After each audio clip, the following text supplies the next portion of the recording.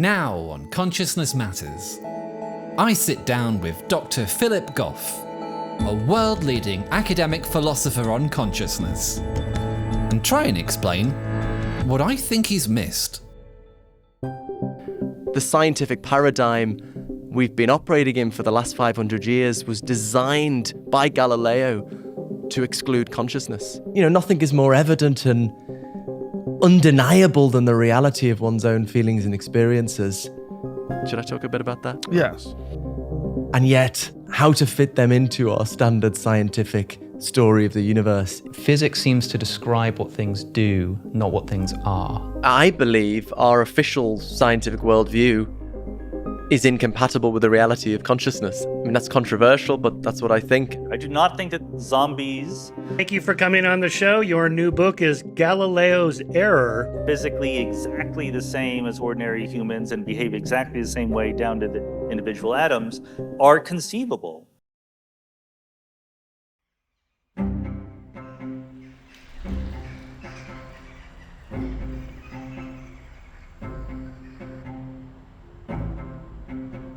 It feels like a sort of quite a claim to me that everything is essentially just numbers, and that's quite an interesting claim to make. How would we go about proving such a thing?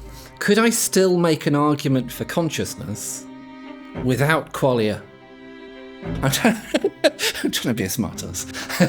I hear a lot of conversation. Oh, that's great. Is it qualia or not qualia? And that seems to encompass almost all of the mystery when I'm sort of looking at it. I like to think there's perhaps another way we can do this with causation. So Keith agrees with me that we were having experiences. So if I just say, well, okay, all right then, I experience, therefore I am. And I sort of think to myself, well, if I experience, therefore I am, and I'm saying this to you, I experience, therefore I am, I tell you about that, therefore I do. So I think that whatever we can say about consciousness, it sort of has to have some sort of causal element. Yes, yeah.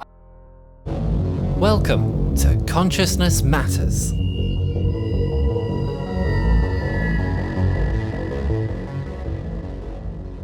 From cause, not qualia.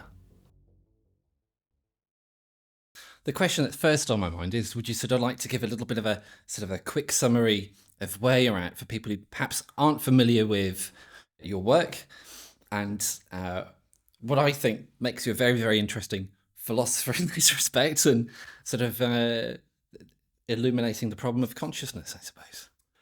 Yeah, thanks, Matthew. So I'm a philosopher at Durham University in the northeast of England, where we are right now. A philosopher, I guess I'm interested in all sorts of questions about the nature of reality, but my primary area of focus, I suppose, has been consciousness, the so-called hard problem of consciousness, this challenge of making sense of where consciousness comes from or how it fits into our overall theory of reality.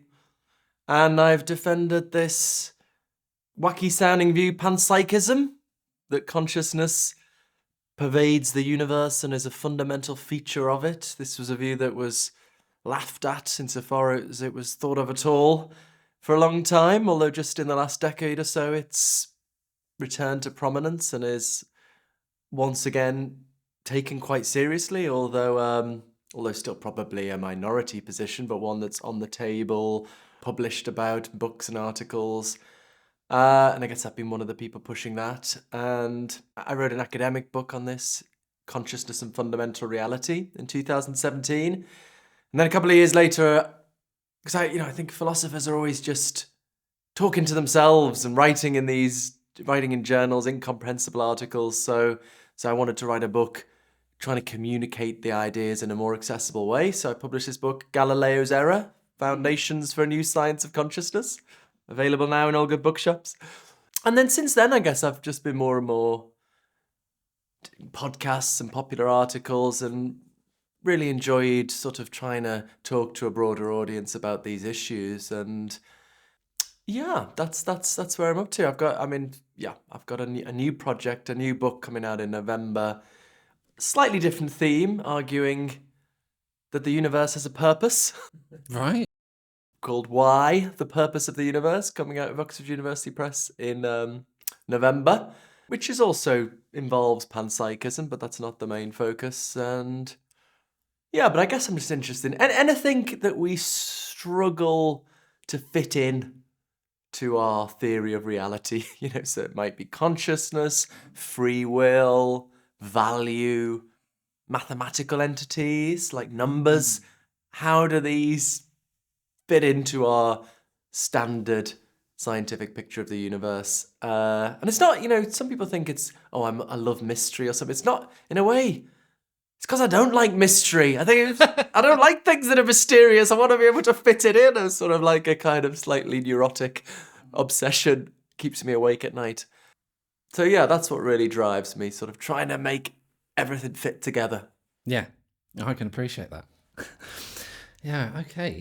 I think one of the things that I found very interesting about one of the things that you do, as well, is that you've got a YouTube channel yourself, Mind Chat, which is co-hosted by Keith Frankish. Yeah, who you've also interviewed. Exactly, yeah. But I really like the fact that you've got a channel where both of you have got very different views and you're sort of interviewing people. I think that really adds a lot of value to the conversations that you have on that channel. Oh, thank you. Yeah, I really love sort of engaging with people that disagree. People whose views I find baffling. Yes. Trying to see out of their eyes, trying to understand why they're thinking what they're thinking. And I think that can be very constructive.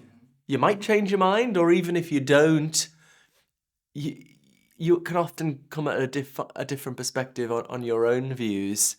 And yeah, I think I've gone from, Keith's illusionist view, I've gone from thinking it just sounds bananas to maybe thinking there's a small chance it's true. I guess I still don't think there's much reason to think it is true, but I've come to think it might be true. I've come to think, and some of my fellow panpsychists get annoyed with me about that. Think, what do you mean? This is obviously not true. So I come to think it might be true, but probably isn't. I wrote, I've just started a Substack. I don't know why Substack's supposed to be better than any other. I don't know why it's any different to any other blog, but everyone was talking about Substack, so I thought I should set up a Substack. Right. And that was my first article, thinking about, could illusionism be true? Could consciousness be an illusion? But yeah, I think Keith and I are trying to model respectful disagreement, and we're good friends, and yeah, I think that can be really useful, especially in very polarized times. Yes, yes.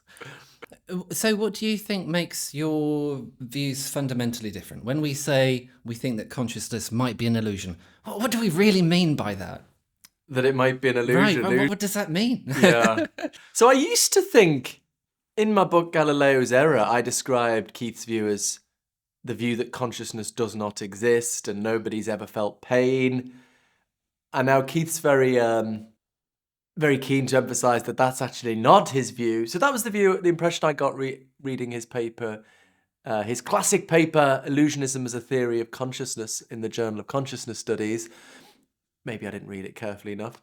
I feel like I've kind of got to the same sort of thing, especially from my initial understanding and my initial impression of trying to take on illusionism. I feel like it felt like the same problem, right? It felt like it was a denial of pain, somehow. So he wants to say, no, that's not what it is. It's just consciousness is very different to how we ordinarily take it to be. And what's the we here? I guess he thinks most philosophers, and there's something in our nature that inclines us to think about consciousness in an incorrect way once we start doing a little bit of philosophy. So it's not just, I think he thinks it's not something we all think, that's this error, but there's something in our nature that it creates a tendency to come to this erroneous view of consciousness. Yeah, I mean, one way of putting it, it seems evident to me that consciousness is permeated by qualities. If you think about that, colors, sounds, smells, tastes, all these wonderful subjective qualities that fill every moment of our waking experience, qualities that I think you can't fully capture in the purely quantitative language of neuroscience. You couldn't fully convey the redness of a red experience in the quantitative vocabulary of neuroscience. And Keith agrees. There's a tendency to think that, but he thinks that's an illusion. So that's what he thinks doesn't exist. Those subjective qualities that fill our experience. Is it that he thinks that they sort of, they're not present as something that's not quantitative at heart? Yeah. Well, he thinks we perceive colours as things out in the world. Yeah. And I mean, I think he thinks we're kind of complicated mechanisms, like you might think robots. Maybe he wouldn't like that way of putting it, but we're complicated mechanisms that respond to the environment, interact with it, categorize it, store information about it. That's all that's going on. Right. We are complicated mechanisms, and at some level, somehow, these complicated mechanisms become under the illusion that they are acquainted with these subjective qualities. But they're not really. That's an illusion. Now, you might say, of course, the worry is, well, if there's no consciousness, who's subject to the illusion? I think Keith would reply that he believes in consciousness in some sense, in the sense that a complicated mechanism could be conscious, that can monitor its own processes and respond to the environment and process information and respond in a complicated way. So that's what he means by consciousness. And in that sense of consciousness, in that sense of thought, if you like, if you can make sense of an idea of thought that's just about processing information, the kind of thing a complicated computer can do, in that sense of thought that we have, because we're sort of complicated mechanisms, we think falsely that we're in touch with these subjective qualities. So I think maybe that could be true. I mean, it seems to me very hard to believe. It seems to me evident that I'm acquainted with these qualities. You know, I agree with Descartes that that's the thing that seems most certain. Yes. You know, these qualities that fill my experience. I can easily get myself into the mindset that maybe there's no external world. I'm in the matrix. It's all, the external world is an illusion. But the idea that these qualities that I seem in direct contact with are an illusion seems very difficult to believe. But it's possible, I think, that maybe that's because natural selection has brainwashed me into thinking something that's not true. I mean, I was thinking about, what's his name? The character out of the novel 1984 who's brainwashed into thinking 2 + 2 is 5. You know, this logical falsehood is true. Maybe that's what's going on here. Maybe this thing that seems so obvious and undeniable, maybe maybe it's not real, but natural selection's just brainwashed us into thinking it is real. So that's possible, but that doesn't mean it's probable. I think at the end of the day, all you can do with philosophy is start with what seems most evident. You know, we don't know. Do we know anything for certain? You know, maybe 2 + 2 is 5. Who knows? You know, even Descartes explored the idea that, you know, there could be an evil demon that's making you think 2 + 2 is 4 when it's not. So I don't know if we know anything for certain. All you can do, we're not angels. All you can do is start with what seems most evident. And the reality of these subjective qualities seems to me more evident than 2 + 2 is 4. So that's where I'm going to start, unless Keith can give me overwhelming reason to doubt that. And I'm still not quite seeing what the reason is supposed to be. I mean, most often him and Daniel Dennett, when I spent a week on a sailing ship in the Arctic with Daniel Dennett. What they most often say is, oh, you're just trusting your intuitions. Yes. Like it's unscientific. Yeah. But as I say, my response is, well, how do we know anything? How do I know I'm not in the Matrix? I think all you can do is trust what seems most evident. So if that, call it an intuition if you like, but it seems to me, I might be wrong, but it seems to me more evident than, the chair beneath me here. So it seems to me quite rational to take it as a starting point. I love where you're coming from there. So this is I've just basically described to you that Substack piece that people can check out and comment on if they. What I've seen, I've tried to take all the things that I've heard about consciousness, because I've sort of been on I think it would probably be reasonable. I think my friends would say that I am a bit obsessive about it. And I've been thinking about this for years, and I feel like I can reduce the problem down. It seems to me, and please tell me if you feel like this is correct or if I'm oversimplifying it. It feels to me like there's this urge that we have to sort of try and explain reality with sort of materialism or physicalism, and we sort of end up reducing everything, as I think you've said, to quantities. Yeah. So it seems like the claim is everything is quantities, and it seems like something like illusionism is sort of like saying, well, everything is made of quantities, and the experience that we have that there's something else is the illusion bit. And I think I like to think of that as sort of I like to think of maybe being able to turn the tables on that. It feels like a sort of quite a claim to me that everything is essentially just numbers, and that's quite an interesting claim to make. But it feels like that it sort of has a how would we go about proving such a thing, right? Wow. But it seems that both positions can be sort of seen from a perspective of, oh, that person needs to do some proof to come up with that conclusion. But you can look at it from the other way around and you say the same thing. But I think So I sort of processed it on that sort of angle, and I do find myself talking to people who do disagree with me quite a bit on this. So I sort of hang around with atheists, like at atheist meetups, or I go to sort of the Greater Manchester sort of Skeptical Society and sort of mix with the people there. And there are people who sort of like, oh no, Qualia, no, they don't exist. And I'm like, what? But one of the things that I found with that is, could I still make an argument for consciousness without qualia? Do you know what I mean? So I'm trying to do something clever here. I'm trying to be a smartass. I hear a lot of conversation. Oh, that's great. I'm on the right page then. So I'm hearing a lot of conversations about, is it qualia or not qualia? And that seems to encompass almost all of the mystery when I'm sort of looking at it. And I like to think there's perhaps another way we can do this with causation. So going right back to where we were just a few moments ago talking about Descartes, I loved what he says with just the very simple stuff, right? I think, therefore I am. Now, I would like to tweak that, because I think thinking, what's involved with thinking? Oh, crikey, can computers think? I can think. What really do you mean by thinking?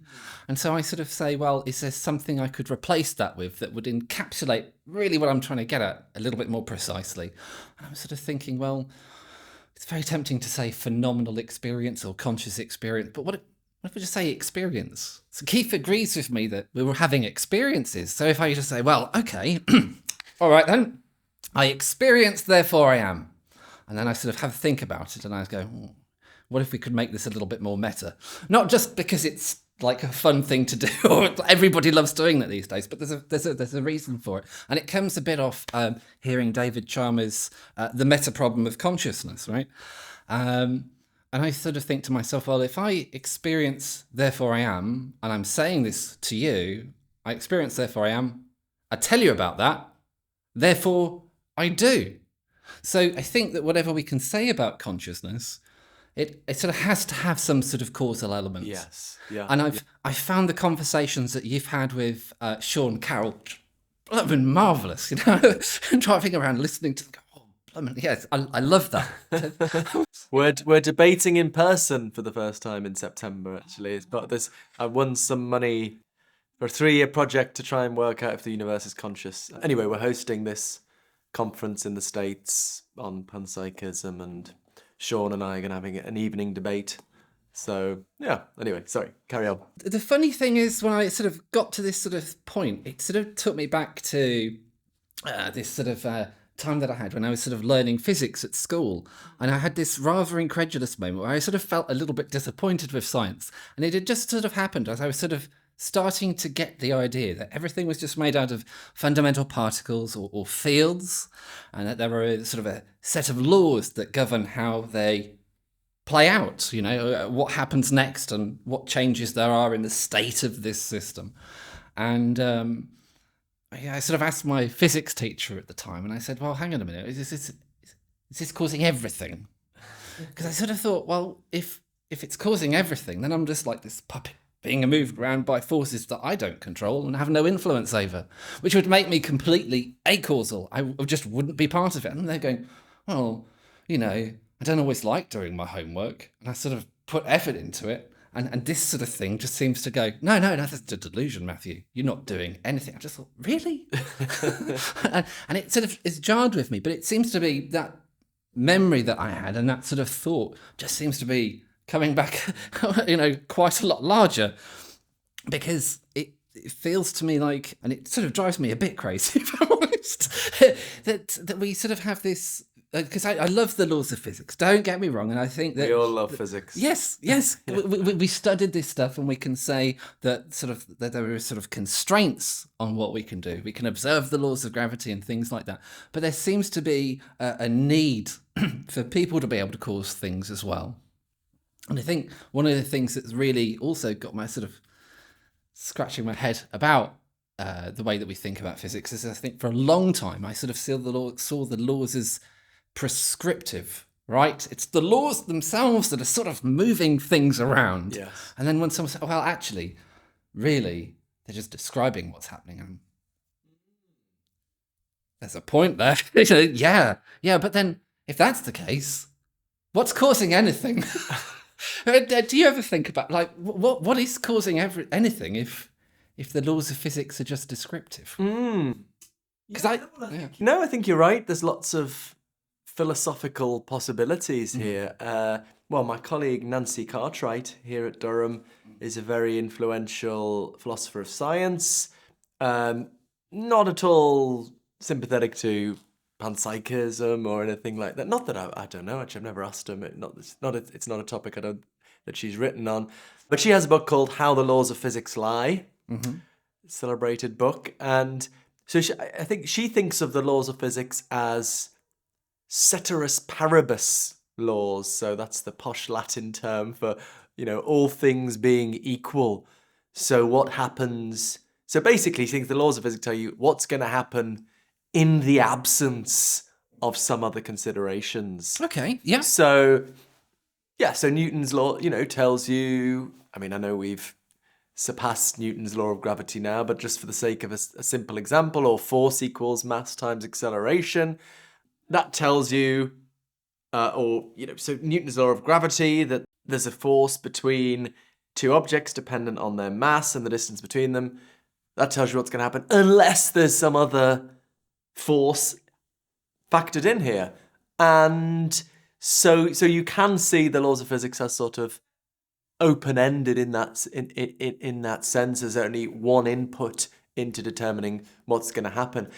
But as you say, even putting that to one side, philosophers have very different views about the laws of physics. So some people inspired by David Hume think that laws of nature are just sort of patterns, regularities, and think maybe actually nothing's underlying those regularities or patterns. It's just a brute fact that things are arranged across space and time in this kind of regular way. And I can hear your discomfort with that. I too feel like, no, that needs explaining. If, from one moment to the next, things keep behaving in this regular way. Yeah.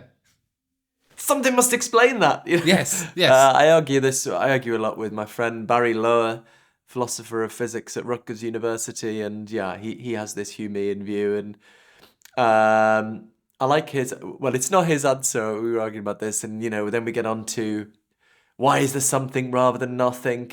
And his answer to that is, well, even if there was nothing, you'd still complain.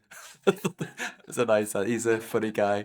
I don't think he came up with that. But anyway, so that's one answer. Or some people postulate causal powers, causal capacities, or maybe mass that physicists talk about is a sort of causal capacity that's essentially defined by what it does. Or some people think of the laws of nature as sort of external, outside of the stuff, and they kind of govern it in some way. But yeah, I suppose coming back to how does this help with your... Well, actually, in my... So there is all sorts of flexibility here. And in my new book, I defend a philosophical interpretation of what's going on here, which I call Panagentialism, where the roots of human agency exist right down to the fundamental level. So I guess maybe what you're feeling the need for here is free will, for humans to have free will. Not just that, if I might, but will itself. So Right, I so really we're- want to. The reason why I want to jump in there is I think free will sort of implies that we have choice over what we do, but I think just will, no free bit, just will. Right. It would sort of suggest to me that we cause something to happen, even if we can't help what we cause, but we are causal, right? With will, whereas with free will, I think it requires extra stuff as well on top of that. So suppose let me play devil's advocate just to... Please. If I thought, like our friend Keith does, that I'm just basically a complicated mechanism, then why couldn't I just say, well, I do stuff because I am that mechanism, and that mechanism does stuff. So why isn't that enough? I'm so glad that you've asked me that question. No, this is the point where this is a disagreement that I reached with Keith, right? So I'm trying to understand this better. I'm trying to see it from the other point of view, but I just cannot get my head around it at the moment. I'm working on it. So I sort of have perhaps a bit of an engineering mindset in this. So I sort of say, okay, so you've got your fundamental particles. They're following the laws of physics. So if we're just going to assume weakly emergent physicalism, because if you try and go in any other direction, you start encountering miracles, right? It seems that way at least. So if we're going with weakly emergent physicalism, then what we're saying is that chemistry really is sort of like an epiphenomenon of the fundamental particles or fields doing their thing. Right, so it's not really a thing that is causal. Chemistry doesn't cause anything. It's a product of physics, and you could apply the same layered argument. You could work your way up the stack, and you could biology's not really doing anything. It's a product of the underlying physics. So for me, if I'm going to say I am my body, then that body is not causal in a weakly emergent physicalist view because it's just purely a product. It's just the physics that's doing stuff. Exactly. Well, the philosopher Trenton Merricks actually has argued that I think he thinks only particles and organisms exist. He thinks only because he thinks baseballs don't exist. And part of the reason baseballs don't exist It's is just a because bunch of particles. So say you've got a baseball breaking a window. Yeah. The particles acting together Yeah. are enough to break the window. Yes. So there's nothing left for the baseball to do. And so we should say really it doesn't exist. Yeah. And I think he's maybe some kind of strong emergentist about organisms. This is a view from quite influential philosopher Peter van Inwagen, who who also defended this view that there are only particles and organisms. So he thinks apple trees exist, but apples don't. It's interestingly enough. Anyway, so I guess what they would say is, well, maybe in some sense, the whole does stuff in virtue of its parts doing stuff. Like if you say the party kept me awake, I kind of think that's true. The party kept me awake. And then you say, oh no, hold on, wasn't it the people dancing and drinking that kept you awake? And you sort of think, well, yeah, but the party wholly consists in people dancing and drinking. Yeah. So there isn't really a conflict here. We could say the party is not nothing over and above people dancing and drinking. So we can say both the party kept me awake and the people dancing and drinking. So my students, I always give these party examples. My students are sick of them. So I guess like for the materialist, that's the same kind of relationship between us and our particles. You know, my reality just wholly consists in particles being arranged in a certain way. You know, if you say like, you know, the European Union did such and such, and you say, no, hold on, wasn't it the countries? And he says, well, that's not the reality of the European Union wholly consists in those countries. So I suppose, but yeah, I mean, the implication of that though is we exist in a very lightweight sense. We're just nothing over and above our particles, but that's their view, I suppose. So I suppose, given that you're happy to think we're nothing over and above our particles, our being wholly consists in these arranged particles, then I think you can truly say we do stuff just because our particles do stuff. In the same way, you could say the party does stuff, keeps me awake. But that's interesting because I think for myself, I mean, I don't agree with the view, obviously, but yeah. I think if sort of I thought about sort of like my body doing something, if we froze time, it would just be there. It would be static. It seems to me like these forms have just got no power whatsoever, none at all. And I think that one of the things that confuses us is that if I ask someone to sort of imagine a bridge and we sort of like, you know, we remove the support columns until anybody could see this thing's just going to fall down. But if time isn't sort of playing along, it's just going to sit there. It's not going to do a thing. It's only when these sort of laws or whatever's causing these laws act upon that form that it does stuff. So I think that we've got this problem of associating form with the physics that powered the form. I think we've just conflated them together. So I think that... and I'm welcome to be talked out of this, by the way. It just I think it's a defensible opinion. You're not saying something that's wrong. You know, this is a view some philosophers think. Like, for example, Trenton Merrick's, and I don't know whether you saw our Mind Chat interview with Helen Steward. You might be interested in, who's a prominent defender of free will at the Leeds University. Okay. And she defends it, you know, not just for human beings, but for animals have agency. And yeah, she wants to say, yeah, we do stuff, and that is not reducible to particles causing bodily movements. Yeah, I don't know. It's a while since I read it, but now I can't. It's actually just before I interviewed her for Mind Chat, our podcast. I was talking to my then 5-year-old daughter on the bus. We were on the bus coming home from school, and I said, "Do you think the bus has feelings?" And she said, "No, it's just a mechanism." And then I said, "Well, aren't you just a mechanism?" And she said, "No, I don't have things inside me that make me move." And I thought that was going, you know, that really the intuitive idea, isn't it? That I do stuff. It's not just that things inside me move my body.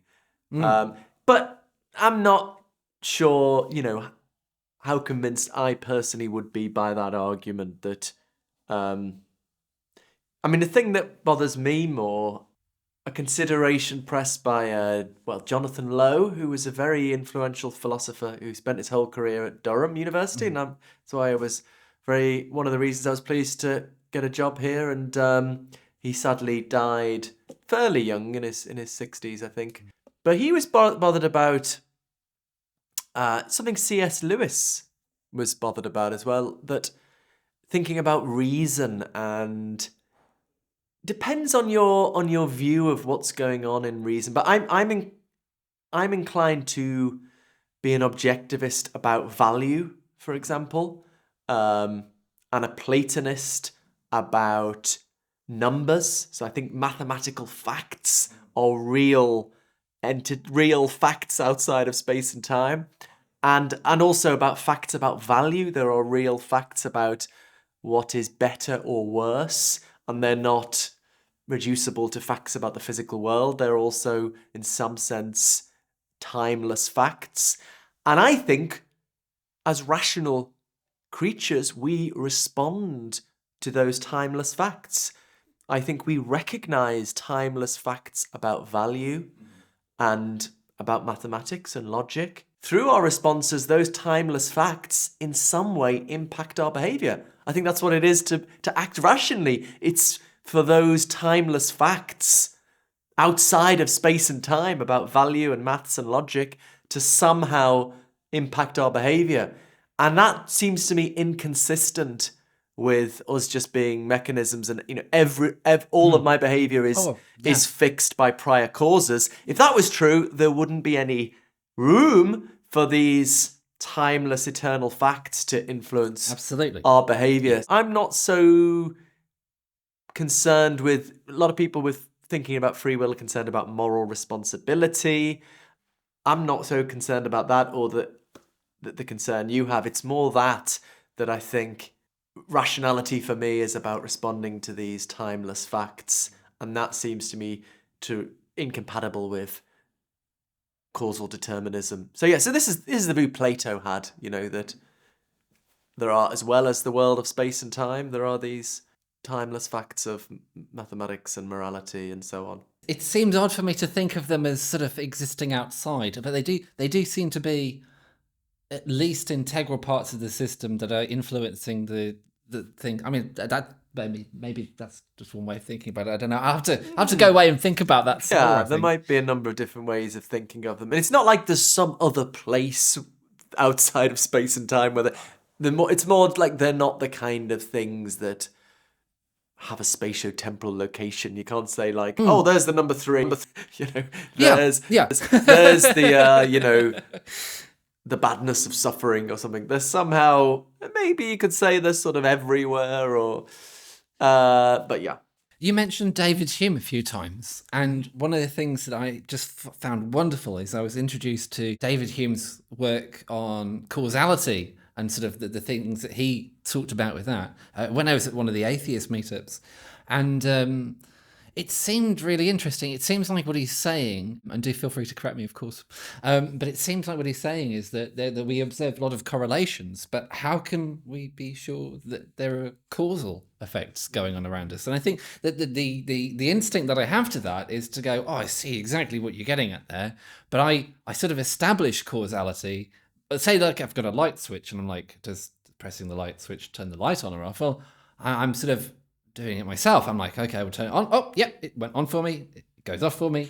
Let's just try that a few times. Let's wiggle it around a bit. Yep, perfectly correlates with my intention to make it there. And then what's really interesting about that is the sort of the way that I sort of went, oh, no. There is causality, was by bootstrapping the universe's causality as an extension of my own, right? Right. What do you, I thought, in what sense are you bootstrapping the... Well, it would seem to me that when I'm sort of understanding or analysing a situation, like, do I want to know if a light switch is causal, that I'm the one who's changing the patterns on it to see if it causes the thing that I want to happen. And it strikes me that we can see the whole of science and all the experiments that we've conducted in the past through the same lens. So it seems very bizarre to me, because now I'm sort of thinking, so what? Physicalism, because I'm trying to be as open as possible to it, suggests that we're really not sure what's causing anything, but we've got this really interesting thing that we're causing the experiments. And it's, well, if you don't think that we're causing the experiments, do you think we're doing the experiments? I mean, it's quite a mind-bending thought, right?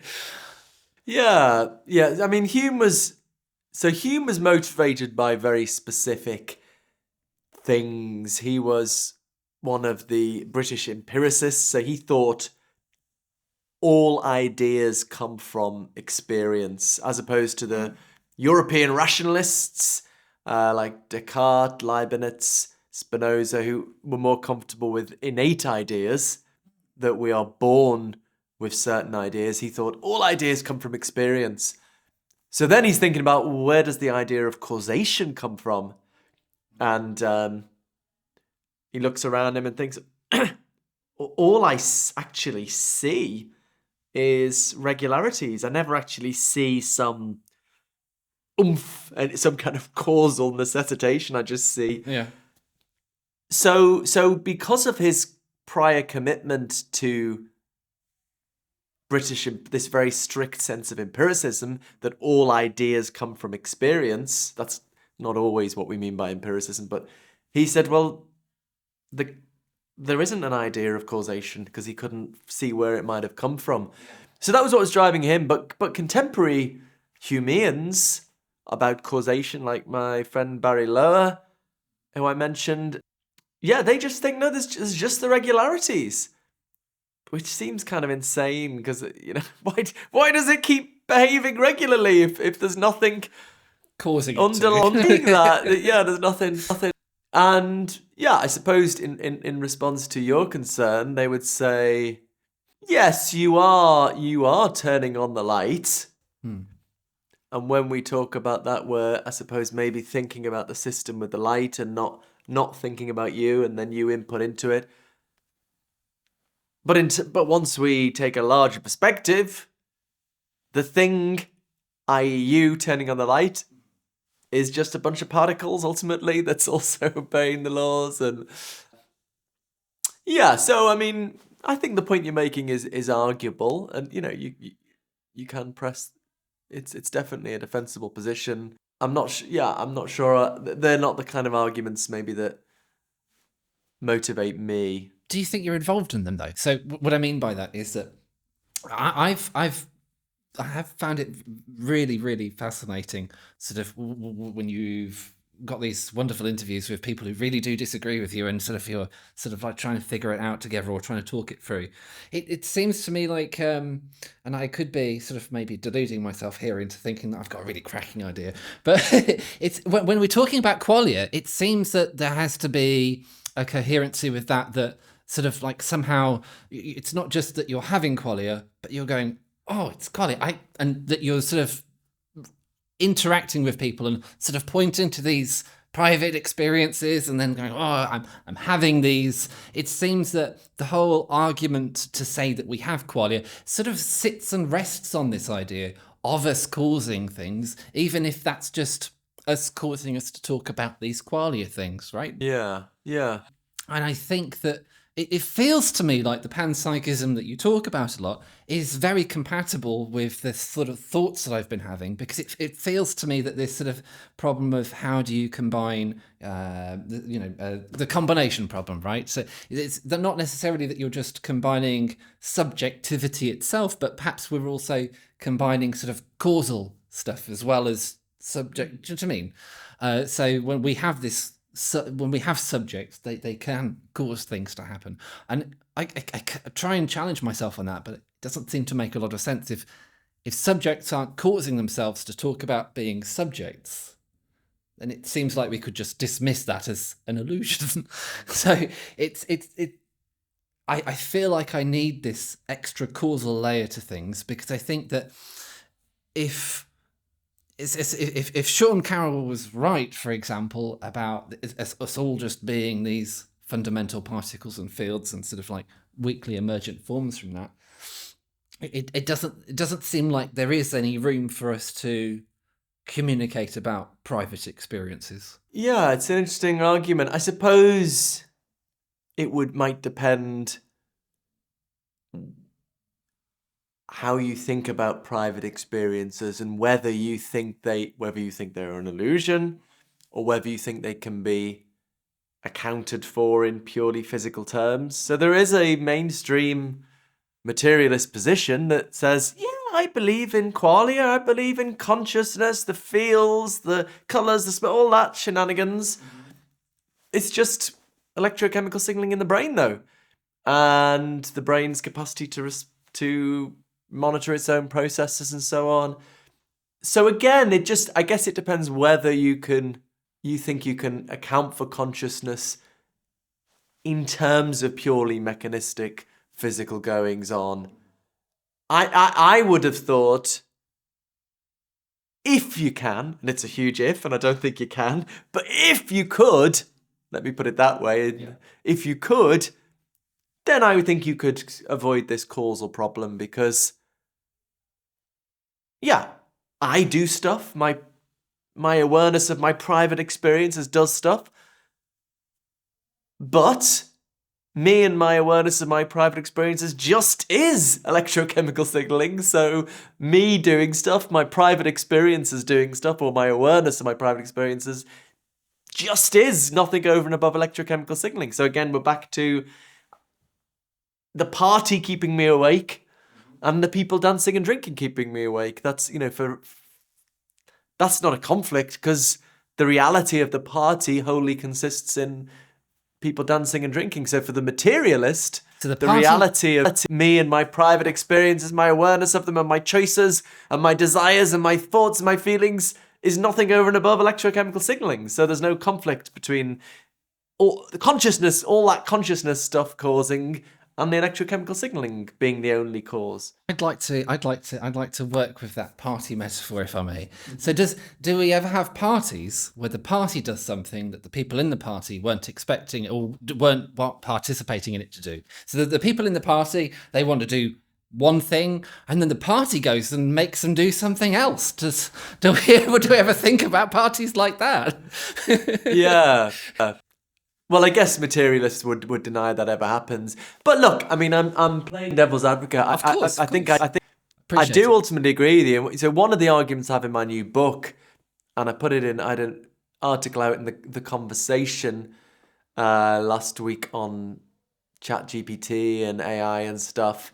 And the argument I make is that in order to make sense of consciousness having evolved, which materialists will commit to, consciousness has to make a behavioral difference.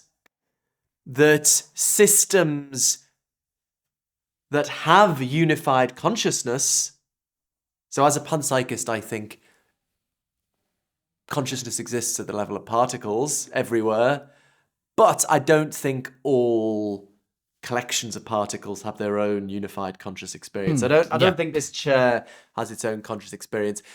But insofar as you have systems that have their own unified conscious experience, I think that must make a behavioral difference. Systems with unified consciousness must behave differently to systems without unified consciousness. Completely. Otherwise, why would it have evolved? Natural selection only cares about behavior. It wants behavior that helps you survive better. Yes. So if the emergence of unified consciousness didn't make a behavioral difference, didn't make you survive better, then we would have evolved as philosophical zombies. We would have evolved as unfeeling mechanisms because natural selection doesn't care about your inner life. It just cares about your behavior. So the picture I kind of have and I defend in this book is systems without unified consciousness are just kind of obeying the laws of physics. But ultimately that is also grounded in consciousness at the level of the particles. And I've got this sort of idea of, which I could explain in more detail if you want, that there's sort of proto-agency at the level of conscious particles. Okay, but that's the laws of physics. But then when you get systems with unified consciousness, new causal principles emerge, which don't violate, but supplement the basic equations of physics and help the system survive a bit better through creating conscious understanding of the world around it. So that's the kind of argument. Consciousness evolved, and in order to make sense of that, we need to think consciousness made a behavioral difference. Would it be fair to say, because I think it's clear that the conscious experience I have is probably going to be more sophisticated than the conscious experience of a hamster, which is probably going to be more complex and intricate than the conscious experience of a bacteria, perhaps, if we can imagine consciousness going all the way down there, which I think is perfectly reasonable. In this view, it seems like consciousness evolves in terms of the experience that we have. That evolves and it becomes different, and it's, that absolutely. Very much willing to grant that. But if we're going to have consciousness as this sort of fundamental thing, we're sort of saying, well, it's the experience that evolves, but the consciousness itself it's all present. I'm just trying to make sure that I sort of make that distinction in case anyone sort of might get confused by that idea. Yeah. So we're not saying that consciousness wasn't there, and then evolution kind of somehow did that. We're sort of talking about evolution as something that is using consciousness for its own ends. Yeah, so I think consciousness has always existed at the fundamental level of reality. So maybe there are conscious particles, or many theoretical physicists prefer to think of the building blocks of reality as universe-wide fields. So on a panpsychist view, it's those universe-wide fields which will be the fundamental forms of consciousness. Yeah. But then I think in certain circumstances, those, let's say, conscious particles, for the sake of simplicity, come together to form a system which has unified consciousness in its own right. And those systems, in ways we don't yet understand, it's an empirical question, will behave a bit differently. They must have done, Yes, because it wouldn't have evolved. And natural selection, as it were, exploited that. Realized, these things survive better. So that's why natural selection shaped complicated systems with unified consciousness, sort of molded this fundamental consciousness stuff into more complicated conscious systems. So, as you said, I've argued for over 6 hours with Sean Carroll about this, and his view is, well, no, we know from physics, the success of physics, that all behavior is reducible to the fundamental equations of physics. I used to think that. I think a lot of philosophers and a lot of theoretical physicists think that. Yeah. But actually, the more I talked to other kinds of scientists, I no longer think we've got any reason to think that. So, for example, if you've ever had the pleasure of talking to condensed matter physicists, many of them, including a couple of Nobel Prize winners, think that their research shows that the systems they're dealing with that are not biological systems, they're just low energy matter, are not reducible to the basic equations of physics. So they already think there's the behavior of their systems. And we just know so little about the brain. The more I've talked to neuroscientists, we know a lot about the basic chemistry of the brain, how neurons fire, how chemical signals are transmitted. And we know a fair bit about what big bits of the brain do. But what we're almost clueless on is how the bit in between, how the large-scale functions are realized at the cellular level, how the brain works, basically. And so we've no idea if the functioning of the brain is reducible to known chemistry and physics. We just do not know that. As Sean Carroll agrees, the experiments on which we base physics involve very, very small numbers of particles, right? So we've absolutely no idea. And this is what my colleague Nancy Cartwright is very influential for arguing. We've no idea whether you could predict the behavior of a complex biological system from the equations of physics. I mean, everyone agrees you can't do that in practice, but people like Sean Carroll say, that's just because it's so complicated. In principle, you could. We've got no empirical reason to think that. And I think we've got good philosophical reason to doubt that. Because if everything we do was reducible to the basic equations of physics, and therefore consciousness makes no new behavioral difference, then we would never have evolved it. We would be complicated, unfeeling mechanisms. So yeah. So I do agree with you ultimately. Maybe for slightly different reasons, perhaps. Oh, that sounds very interesting and all good. Thank you. I think you can push that argument. I'm not, I feel great about it. I felt like I just solved the problem. Because I just sort of thought to myself, well, hang on, if I'm not responsible for saying that I'm having experiences, if something else is responsible for that, then I suppose all bets are off, really. I don't have to worry about a damn thing that I do because I'm not really doing anything. And then I thought, well, it almost it almost seems like the one exception I can think, the one thing that I can think of where I wouldn't have to worry too much about the ethics of it, which might sound like a strange thing to say. But if there was sort of a problem with me suggesting that people cause things to happen, if I didn't cause things, I might mash this up a little bit, but if I didn't cause things to happen, I couldn't be held responsible for it. So if I'm sort of delusional about the idea that I'm responsible, right? That's right. If I'm sort of like not responsible, if I'm not really the source of me saying that I'm having experiences, then I don't really have to worry about getting it wrong. Because if I got it wrong, but I didn't cause it, I wasn't really the person getting it wrong. And then, it's a bit of a funny thought, really. Yeah, I suppose that's the classic concern about free will, whether we have moral responsibility if we don't have free will. I guess the reason I'm not so bothered by that is I'm not sure I believe in moral responsibility anyway, which might be strange to say. I do believe in objective facts about value and therefore morality. I think there are objective facts about what is better and worse, that pain and suffering are bad, that pleasure and understanding and appreciation of beauty are good. But whether if you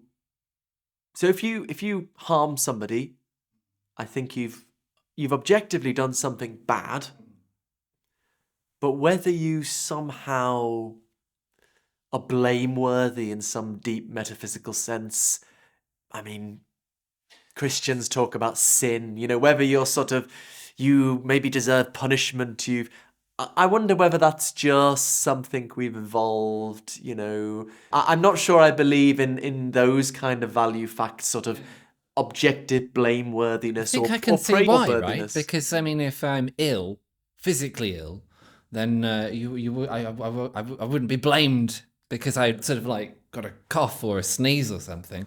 But if I just had if I was raised in an environment or had some experiences that just made me react in quite an unhealthy way to something, would that necessarily be on me, right? So I think I can see where you might be coming so from. Right, so people who don't believe in free will, like Sam Harris in the public eye and many philosophers, they would say we're not really morally responsible because we don't have free will. I think my view is slightly different. I think we do have free will, but I still think we're not. So we did really, really choose to do something bad. Yeah. I just still don't think we're blameworthy because I just don't believe in that kind of moral fact about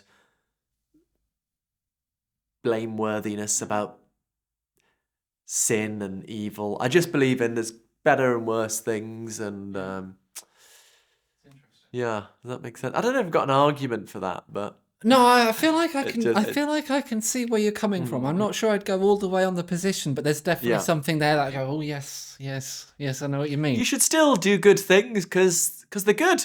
You should, you should try and bring about beauty and understanding and pleasure because they're wonderful things and intrinsically worth pursuing.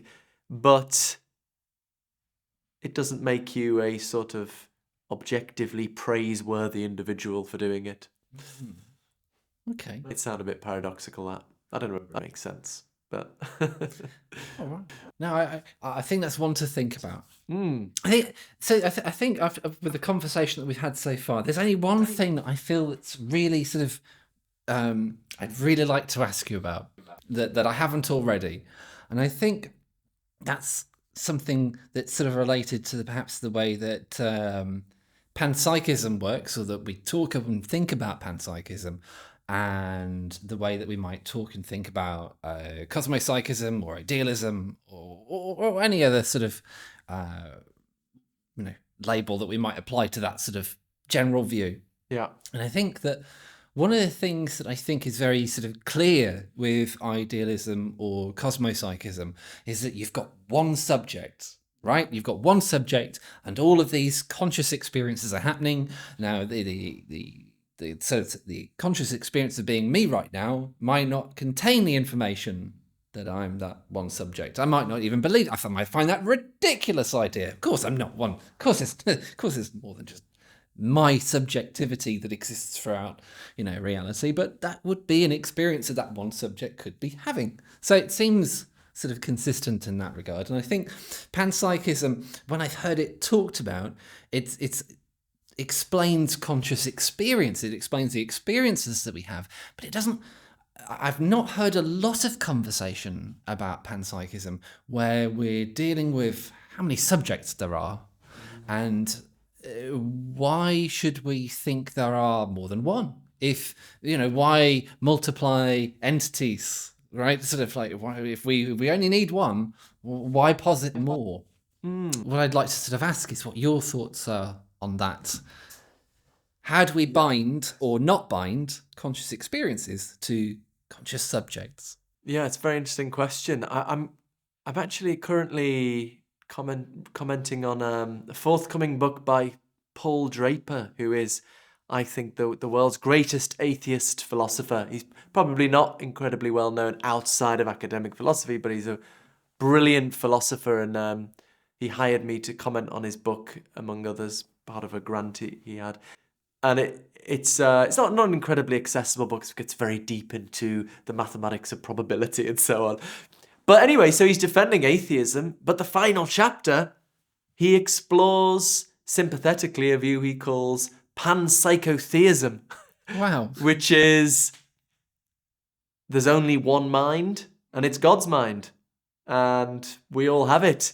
So you think, there's this very dry atheistic philosopher, and he's not sort of defending that this view is true, but he says he's open to it and it's a real possibility. He says it's maybe better than the other options on the mind-body problem, like materialism, dualism, panpsychism.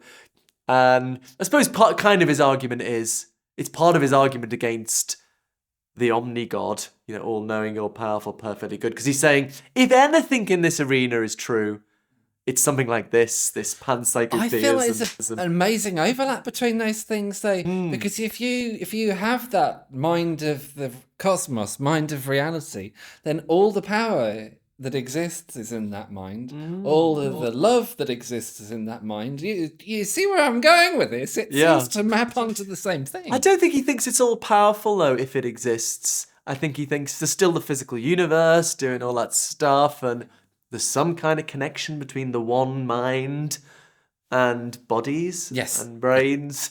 But I don't think he thinks it's like all powerful. It's got limited influence. There's physics going on as well, and it's not sort of omnipotent. I guess I'm inclined to think there's more than one mind. Okay. I suppose I do think... well, let me give a very, very crude example, Yeah, sure. I might have banged my knee. I might be feeling terrible pain. This is going to be a very simple-minded argument now. No, that's quite all right. Tell me where I'm going wrong. I might be feeling terrible pain. You might have just had a lovely ice cream and feeling nothing but wonderful pleasure. So there's one mind feeling nothing but wonderful pleasure. One mind feeling nothing but terrible pain. There must be two minds, surely. I don't know. That's very simple. On the other hand, I do take very seriously mystical experiences and the sense many people in many different cultures have had, and Paul Draper talks about this in his exploration of this position, panpsychotheism, the sense the conviction many people have had that in some sense there is a deep oneness at the core of our being. But maybe there are ways of making sense of that which is not literally saying we're all the same mind. Maybe there's a part of our being which is universal. Maybe there's something at the core of my mind that is the same as what is at the core of your mind. So I'm open to that, which might sound like maybe I'm splitting hairs, but that's my job. I'm philosophy, professional pedantry. But I just still resist the idea that your mind and my mind is the same mind, because if you're feeling nothing but wonderful pleasure, I'm feeling nothing but terrible pain, we must be different minds. Because it sounds to me like what you're saying is that you'd sort of expect the one experience to sort of leak into another experience. Because I could be one mind and I could read all the books on that bookcase behind you, but that wouldn't cause any of the books to start talking about the other books, right? Well, I mean, so what does it mean to say Matthew's mind and Philip's mind are the same, like one and the same thing? Yeah. If they're just one and the same thing, yes, then they must be having the same experiences, it seems to me, because there's just one mind. You need, if they're having different experiences, then they must be different minds. If it's just one mind, then we must be having all and only the same experiences. But obviously, that's not the case. We have different experiences. So I do struggle with I do have a paper called "There Is More Than One Thing." I'll just make this very... So there's another philosopher I really like, Terry Horgan, who's co-writers, Matthias Porch. I'm not sure I'm pronouncing that entirely correctly. And they've argued that there is only one thing. They call it the blobject. They call their view blobjectivism. There is literally only one thing. Well, like physicalism is monistic, isn't it? Materialism is monistic. We're always trying to explain things in terms of one system. So I'm sympathetic, again, and maybe it's going to come across as splitting hairs, but I'm open to the view that at the fundamental level there's one thing. I'm very sympathetic to cosmopsychism, and the fundamental level there's just one mind, as long as other minds can emerge from that. Okay. I'm very sympathetic to that, but that's different to blobjectivism, which is, no, there's just one mind or just one thing, and I struggle to make sense of that. But maybe I just haven't meditated enough. I don't know. I think it might be something that's just not obvious to us when we've got a dissociated experience, right? For all we know, we could die and go, oh wow, this is all of these dreams I'm having, right? They're all my dreams, if you like. Which doesn't make, I think the most misunderstood I've been when I've been arguing is someone said to me once when I was giving a presentation to some skeptics, isn't that just solipsism? And at the time, with less experience, I was like, I wasn't quite sure how to answer the question. It almost sort of feels to me like idealism or cosmopsychism is sort of like you're talking about multiplayer solipsism. Yeah. It's not trying to deny the reality. If anybody's felt subjective experience is real, just it's integrated. So it's a very late answer to a question I got asked a long time ago. So what motivates you to believe this? Is it parsimony, or is it mystical experiences, or... Yeah, little column A, little column B. Hey, some people just in terms thinking about it. I mean, I talk in Galileo's Error in the sort of experimental final chapter, or explore all sorts of stuff. Maybe this could ground morality, because if maybe our egotism is rooted in a sense that we're different minds, and I'm gonna just look after me. So I do play with that idea, and I think a lot of people like that idea that this might help with morality. In a way, though, I find it a bit depressing, because I think what is wonderful about love and self-sacrifice is that the other person is not you, is different to you, but you're still giving up for them. I find something bit... I recognise what you're saying. If I'm doing something great for you, but just because you're actually me, I was just being selfish all along. Yeah, so I sort of, I don't know. Maybe that's my Catholic upbringing making me focus on the virtue of self-sacrifice. I think I'm inclined to agree with you on this. I think that there's a sort of a better sense, like a more, oh my goodness me, that's much sweeter that you did that when you're not actually that other person. Yeah, I know what you mean. Yes. Crikey. What I'd love to do now is I'd just sort of like to ask, what are the most thought-provoking questions and sort of experiences that you've had when you've been talking to people? Because I'd happily recommend any of the conversations that you've had with people for my audience to go and watch, whether that be with Alex O'Connor, Cosmic Skeptic, or Sean Carroll, or the conversations you have with Keith and the guests that you have on Mind Chat. What are the things that have given you the most pause for thought? Things, the most interesting questions, and hang on a minute. Wow, yeah. Well, the conversation with Alex was in this very room, actually. Yeah, I think just different conversations impact in different ways.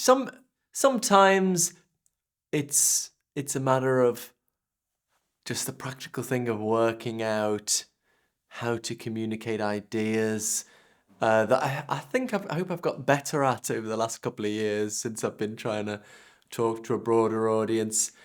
But in terms of impact on me, I suppose it is often more just engaging with people you really disagree with and taking seriously their points as well. I mean, most of my day I'm kind of wandering around with an internal monologue, trying to tear apart my arguments, trying to turn on myself, and sort of, what's the problem with this argument? And surveying it from all angles. Because if you're scared to do that, then you're not really aiming at the truth. I think when I'm arguing with someone, I'm only human, and I can't deny part of me wants the other person to be wrong. Of course, yeah. But no, I get that. I do think there is a bigger part of me is thinking, are they right? Yeah. If they are right, I want to know. Yes, So yeah, I like you want to learn from it. Yeah. I like to think I am ultimately just hungry for the truth, and so you have these different engagements with people from all sorts of different starting points and perspectives, and it just really helps you get a deeper sense of your own view and a deeper understanding of it, really. I felt that way. I felt that way talking to Keith. I thought it's like if there was something that sort of helped me go, okay, well, perhaps not that bit. Perhaps I don't need to hold on to that too tightly. Yeah. What's the rest of it going to be like? It's quite interesting. Yeah. Yeah. Yeah. What's the most profound conversation you've ever had when doing these things? Oh gosh, now you're really asking. I think I think while I was going through that point of assessing everything, that was quite an emotional, quite an interesting time. And I was, when you're first exposed to these ideas, you're like, wow. And then I think over time, I've got more and more, oh yes, it's Tuesday. So when I'm actually having these conversations, I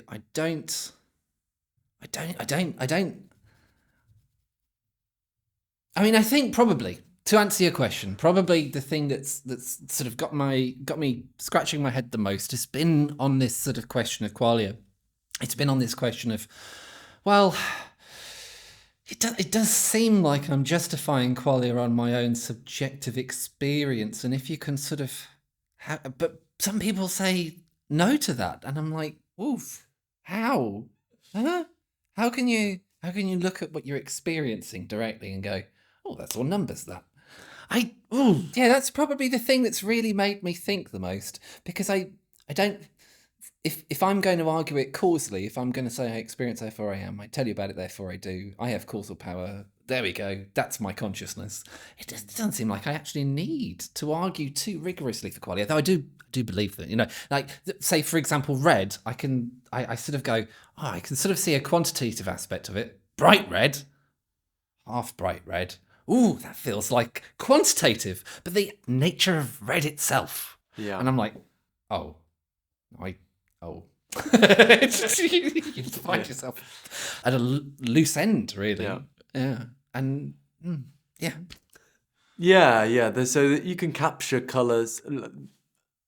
a lot of the structure of the colour space in quantitative terms. You know, there's the 3 dimensions of hue, saturation, brightness. You can map a similarity space, but that won't convey to a colourblind scientist the qualities that fill out that space. But yeah, I mean, I'm inclined to think we're going through a period of history where people are so blown away by the success of physical science. Yes. And the incredible technology it's produced that inclines them to say, this is it, we've found the truth, this is. I'm very inclined to agree with you, yes. There's a different way of thinking about this, which is that the reason it's been so successful is precisely because it is aimed at a very specific task. Yes. Roughly capturing the behaviour of stuff with maths, right? Capturing the behaviour of stuff with maths. You learn to do that very well. You can manipulate the natural world, and that's really important. But it doesn't mean that that's all there is. Yes. There's absolutely no. It's just a non sequitur to say, this has been really successful. Therefore, it exhaustively it's capturing describes everything. It's been so successful because it's not been trying to capture everything. And this is why my book's called Galileo's Error. He's quite explicit. Look, we want science to be mathematical, so we need to ignore consciousness, basically. And that's the start of mathematical physics, gone very well. So now people think, oh, well, it's everything. But it's gone very well since Galileo put consciousness out of the story. So now if we, I think if Galileo were to time travel to the present day and hear about this hard problem of explaining consciousness in the terms of physical science, he'd say, of course you can't do that. I designed physical science to ignore consciousness. So, if we want to bring consciousness back in the story, we have to rethink that intellectual worldview Galileo bequeathed to us. We need to try and bring back together what Galileo separated. And I think Panpsychism is a beautiful, elegant, simple, unified way of doing that. Most people think consciousness is supercalifragilisticexpialidocious. We all have our own inner movie. Consciousness is an amazing collection of sort of mundane tricks in the brain. If nature's made of nothing but unconscious matter, how come we're conscious? Consciousness is irreducibly subjective. Now that sense of being a subject, a locus of consciousness inside the head, is an illusion.